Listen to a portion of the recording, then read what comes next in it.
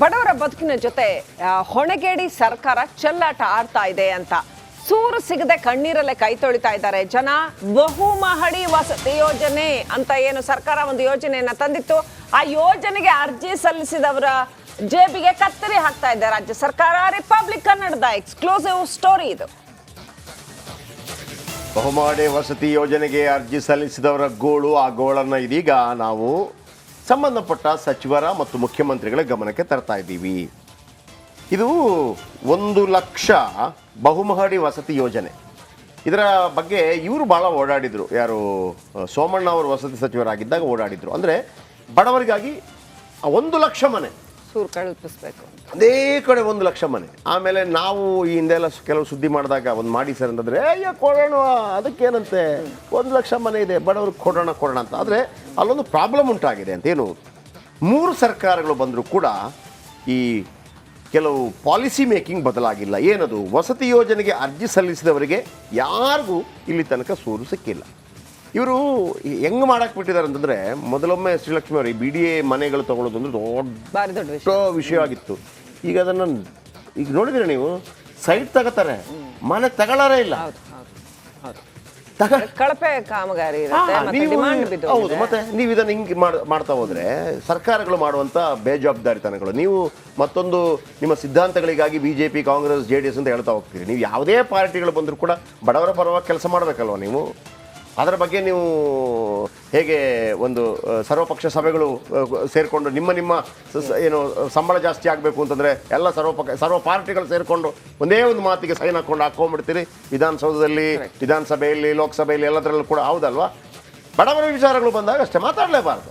ಇದಕ್ಕೇನಪ್ಪ ಬೇಕು ಅದನ್ನು ಮಾಡಿಬಿಡಿ. ಕಾಂಗ್ರೆಸ್, BJP ಬಹಳ ಬೇಸಿಕ್ಸ್ ಇದೆಲ್ಲ ರಾಜಕಾರಣದ. ಬಹಳ ಪ್ರತಿಯೊಬ್ಬ ರಾಜಕಾರಣಿ ಮಾಡಬೇಕಾಗಿರೋಂಥದ್ದು.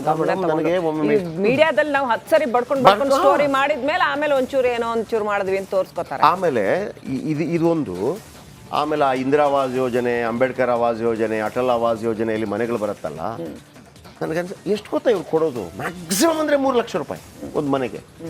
ಮಿನಿಮಮ್ ಅಂದರೆ 1,20,000. ಏನು ಸಿಗುತ್ತೆ ಮೇಡಮ್ 1,20,000 ರೂಪಾಯಲ್ಲಿ? ದೊಡ್ಡದಾಗಿ ಬಜೆಟ್ ಅಲ್ಲಿ ಅದನ್ನ ಕೋಟಿಗಟ್ಟಲೆ ಹೇಳ್ಬಿಡ್ತಾರೆ, ನಾವು ಇಷ್ಟು ಕೋಟಿ. ಸಿಂಗಲ್ ಬೆಡ್ರೂಮ್ ತರ ಇರುತ್ತೆ. ನನಗೆ ಅನ್ಸದೆ ಒಂದು ಬೈಕ್ಗೆ 1.5 ಲಕ್ಷ ಇದೆ ಮೇಡಮ್. ಈಗ ಬೈಕ್ಗೆ ನೀವು 1,20,000 ಕೊಟ್ಬಿಟ್ಟು ನಿಮ್ಗೆ ಯಾವತ್ತೂ ಅನ್ಸಿಲ್ವಾ ಅದನ್ನು ಜಾಸ್ತಿ ಮಾಡಬೇಕು, ಒಂದು 6 ಲಕ್ಷ ಮಾಡಬೇಕು, 7 ಲಕ್ಷ ಮಾಡಬೇಕು?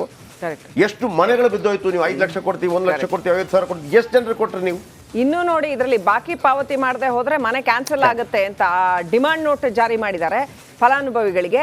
ಅದರಿಂದಾಗಿ ಪಾಪ ದುಡ್ಡಿದ್ರೆ ತಕ್ಷಣ ಕೊಡ್ಬೋದು, ಇಲ್ಲಾಂದ್ರೆ ಕ್ಯಾನ್ಸಲ್ ಮಾಡ್ತೀವಿ ಅಂತ. ದುಡ್ಡಿದ್ರೆ ಅವರೇ ಮನೆ ಕಟ್ಕೊತಾರೆ, ಸರ್ಕಾರದ ಹತ್ರ ಯಾಕೆ ಬರ್ತಾರೆ ಕೇಳಕ್ಕೆ? ಆಮೇಲೆ ಅವರು ಸಾಲ ಸೋಲ ಮಾಡಿ ಮನೆ ಕಟ್ಕೊಂಡ್ ಬರ್ಬೇಕು, ಆಮೇಲೆ ಇವ್ರಿಗೆ ಹಾಕ್ಬೇಕು.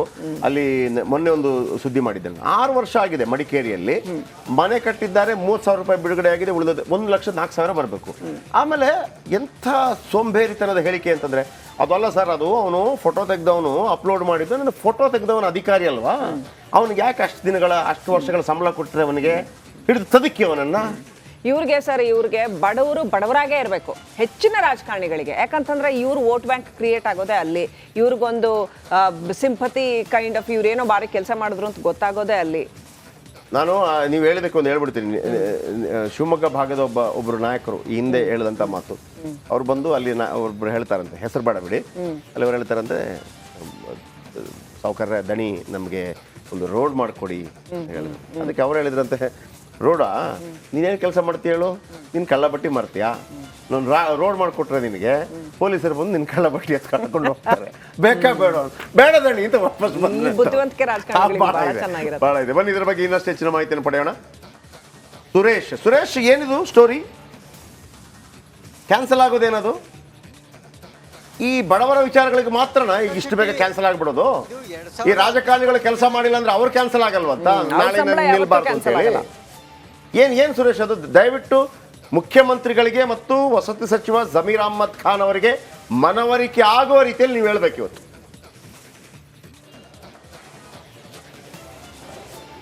ಖಂಡಿತವಾಗ್ಲೂ ಜಯಪ್ರಕಾಶ್ ಶೆಟ್ಟಿ ಅದೇ ಸುದ್ದಿ ಅದೇ ವಿಚಾರವಾಗಿ ಈ ಸುದ್ದಿಯನ್ನು ಕೂಡ ಮಾಡಿರ್ತಕ್ಕಂಥದ್ದು. ಸರ್ಕಾರದ ಒಂದು ಕಣ್ಣನ್ನು ತೆರೆಸುವ ನಿಟ್ಟಿನಲ್ಲೇ ಈ ಸುದ್ದಿ ಮಾಡಿರ್ತಕ್ಕಂಥದ್ದು.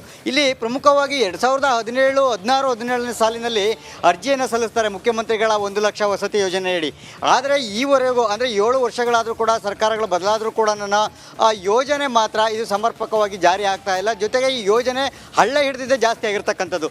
ಇಲ್ಲಿ ಈಗ ಸದ್ಯದ ಪರಿಸ್ಥಿತಿ ಆಗಿರ್ತಕ್ಕಂಥದ್ದನ್ನು ನೋಡೋದಾದರೆ ಹಿಂದೆ 2016, 17ರಲ್ಲಿ 5,20,000 ಇದ್ದಂತಹ ಏನೋ ಒಂದು ವಸತಿಯ ಬೆಲೆ, ಒಂದು ಮನೆಯ ಬೆಲೆ ಇದ್ದಿದ್ದು ಇವತ್ತು 12 ಲಕ್ಷ ದಾಟ್ತಾ ಇರ್ತಕ್ಕಂಥದ್ದು. ಈ 12 ಲಕ್ಷ ದಾಟ್ತಾ ಇರ್ತಕ್ಕಂಥದ್ದೇ ಒಂದು ಇಂಟ್ರೆಸ್ಟಿಂಗು. ಯಾಕೆ ಅಂತ ನೋಡೋದಾದರೆ ಈಗಾಗಲೇ 2 ಸರ್ಕಾರಗಳು ಬದಲಾದಂಥ ಮಧ್ಯ ಸಂದರ್ಭದಲ್ಲಿ ಹಿಂದೆ ವಸತಿ ಸಚಿವ ಸೋಮಣ್ಣವರಾದಂಥ ಸಂದರ್ಭದಲ್ಲಿ 5.5 ಲಕ್ಷ ಇದ್ದೆ ಅಂಥದ್ದು ದಿಢೀರಾಗಿ 10,20,000ಕ್ಕೆ ಏರಿಕೆ ಆಗುತ್ತೆ.